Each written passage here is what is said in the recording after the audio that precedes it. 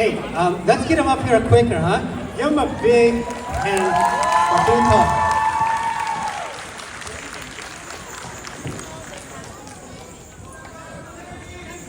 How's it going, Oregon? Hey, Nyojong, I wasn't prepared for this at all. I literally just got back from a 7-month deployment, and I came to visit my family. My sister told me she signed me up to sing, so I'm really not prepared, but I'm so thankful to see all my beautiful Hmong people here and anybody else that is here to join us. This means a lot to like go and defend this beautiful country, to come back and see all your beautiful faces. It makes it all worth it. Giờ này bao cú hu Brian nó cú yên cú tăng cao là nền đây đấy mà cũng bắt tới tăng cao cả thì cho lưu chế phải cho đi chứ cú làm nó cú tăng cao cú sau cú thầu cú nhập cú bi cũng cao xong áp hạ xa cú đến đây xưa chiều là đây nằm luôn.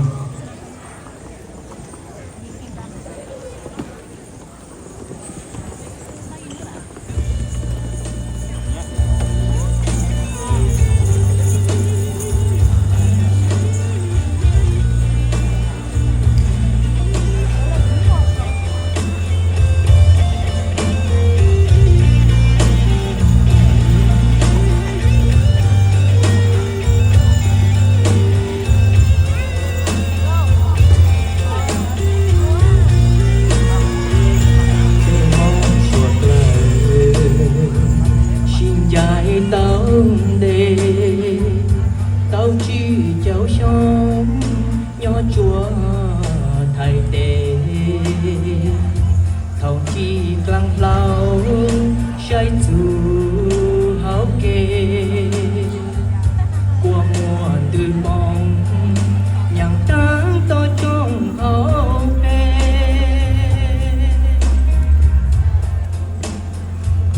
thao lu clang lao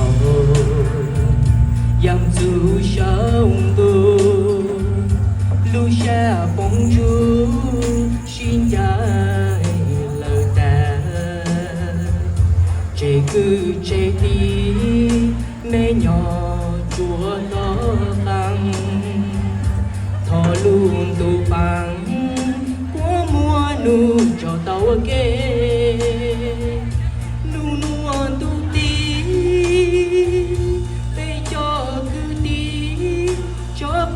tao lúa kê công y lu chế công qua y lại đề công y lùm bè công qua y chế nên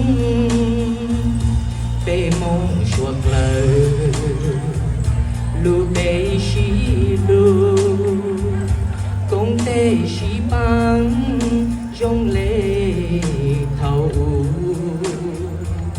bây giờ bê bù tao cho chế chúa bê lời giang toàn đề bê xa lê yùa vang mênh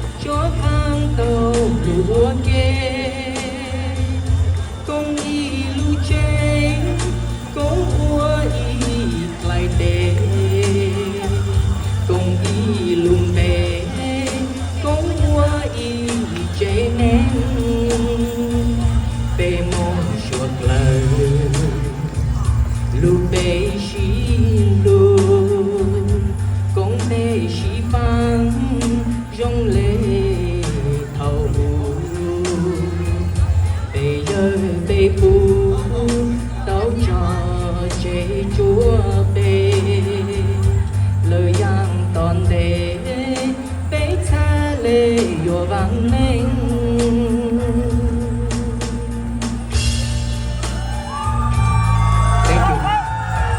chuẩn đâu. Happy New Year, Oregon.